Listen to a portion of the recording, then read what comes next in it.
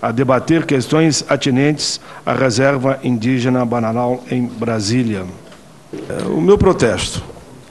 Eu acho inadmissível que uma audiência como essa, está aqui o BNDES vem, coloca a sua posição, explica como é que ele se posiciona nesse caso, está aqui a Terracap, colocando a sua posição, está o Ministério Público, e a FUNAI não manda representante, não avisa, eu estou ligando para lá, não tem quem atenda. Ah, não sabemos quem é que pode falar com o senhor.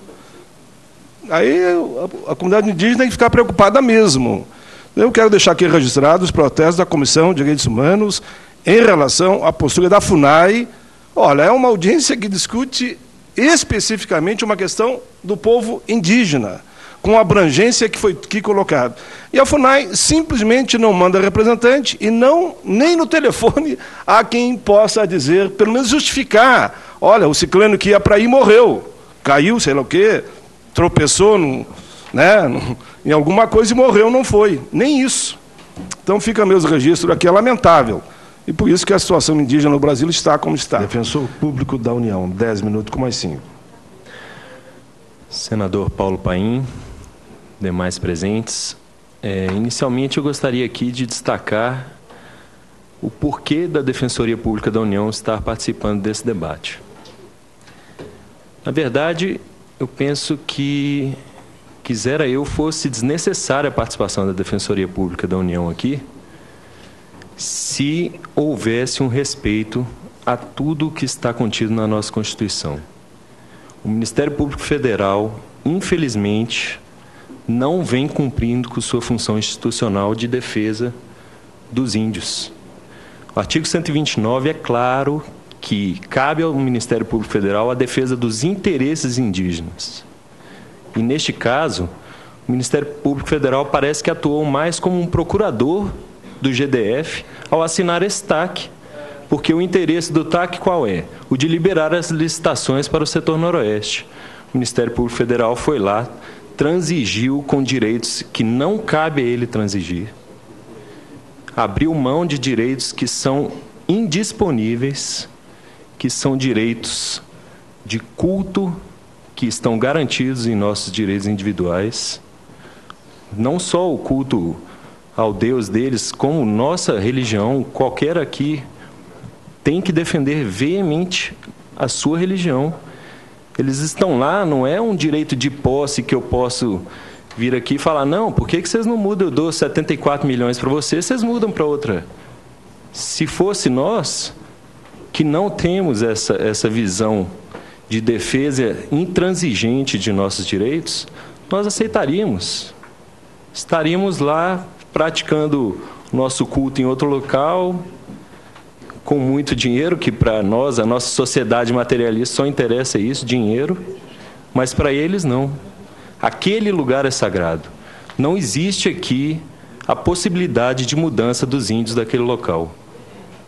Os índios têm que permanecer naquele local, porque ali é um local sagrado. Que fez aqui a sua exposição sobre essa questão que mexe com todos nós, com certeza absoluta. E passo de imediato a palavra ao professor Frederico Frósculo Pinheiro Barreto, professor da UNB, da arquitetura. Por favor. Senador Paim, demais membros da comissão, é uma honra estar aqui presente como professor da Faculdade de Arquitetura e Urbanismo da Universidade de Brasília, e segundo o professor José Jorge de Carvalho, professor da Antropologia. Nós, na UNB, das áreas de humanas, arquitetos, urbanistas, antropólogos, sociólogos, economistas, educadores, estamos muito preocupados com esta situação que envolve a reserva do Bananal. O econômico tomou conta de Brasília e não tem encontrado oposição nenhuma. É impressionante como urbanista o que a gente constata. Não há uma advocacia urbana a nível de governo defendendo os interesses da população e do meio ambiente. Praticamente tudo o que o poder econômico deseja, ele consegue em Brasília. Esse é o espaço do índio em Brasília de verdade. É nos pilotis como miseráveis, na capital da República. Não existe espaço para a cultura indígena brasileira e eu digo mais, não existe espaço na capital brasileira para as minorias brasileiras. Presidente do Conselho de Defesa de Minorias, há uma questão gravíssima relacionada ao Brasil e à brasilidade na capital federal e essa é uma questão que tem que ser federalizada mesmo. Refazer o projeto do setor noroeste significa reconhecer a presença desses indígenas. Do ponto de vista da arquitetura e urbanismo, a gente afirma que Brasília tem muita sorte em ter aqueles indígenas ali com posse integral continuada dessa terra há cerca de 50 anos. Tem sorte porque eles preservaram a terra. Outra versão, a versão ambiental, é de que o setor noroeste é guarda do maior aquífero de reserva, né, de água potável para o abastecimento do Lago Paranoá. O governo do Distrito Federal não faz avaliação ambiental da área onde a capital federal está fundada. Não é só essa questão fundiária e imobiliária. O urbanismo diz respeito a valores e o urbanismo é essencialmente civilização. A primeira vez nós vamos ter oportunidade concreta de abrir uma grande área na capital federal destinada à cultura indígena e, eventualmente, o setor noroeste inteiro poderia ser destinado à nacionalidade brasileira, às culturas brasileiras. Lúcio Costa, em 1987, quando fez o Brasília Revisitada, ele já era um senhor de quase 90 anos. É triste dizer isso, mas eu assino embaixo como professor de arquitetura e urbanismo. Praticamente escreveram Brasília Revisitada para Lúcio Costa.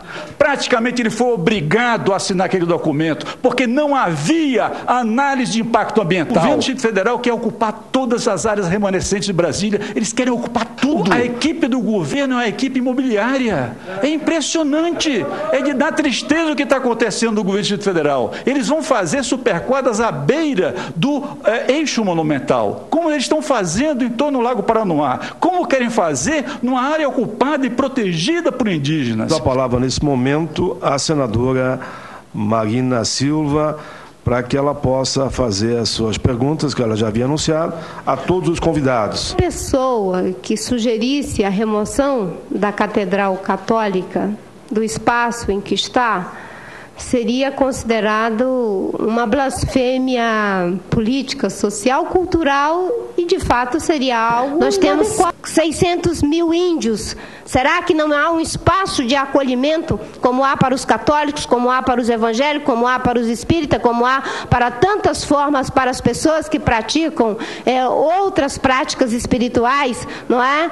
Não há para os indígenas brasileiros? É uma pergunta que faço. Eu sou membro da Comissão de Direitos Humanos da OAB do Rio de Janeiro, uma subcomissão de direitos indígenas que nós criamos na OAB do Estado do Rio de Janeiro e venho monitorando algumas situações de conflitos indígenas no Brasil. A população indígena brasileira tem um dos IDHs menores do mundo, trilhando por um grave caminho da discriminação e da intolerância étnico-racial no Brasil, né? Isso é grave, e ainda mais quando nós temos o poder público. E aí, se essa degradação parte de um setor privado, de um cidadão comum, de um miliante, miliciano, enfim, de uma pessoa que prefere viver à margem das normas nacionais, o Estado pode intervir e impedir isso. Mas quando parte dos agentes públicos, dos órgãos públicos, né, do poder público, do gestor público, responsável pela implementação dos direitos elementares, né, a situação fica grave. E aqui nós estamos verificando isso. Em Camboinhas, que eu venho acompanhando, nós estamos verificando isso. Em todos os lugares do Brasil, nós verificamos que o poder público atua, como foi dito aqui, diretamente nessa questão da intolerância. A Declaração Nacional dos Direitos Indígenas é uma das legislações mais avançadas do mundo. E, no entanto, o que nós verificamos é um descompasso, é uma sintonia dos poderes públicos e a FUNAI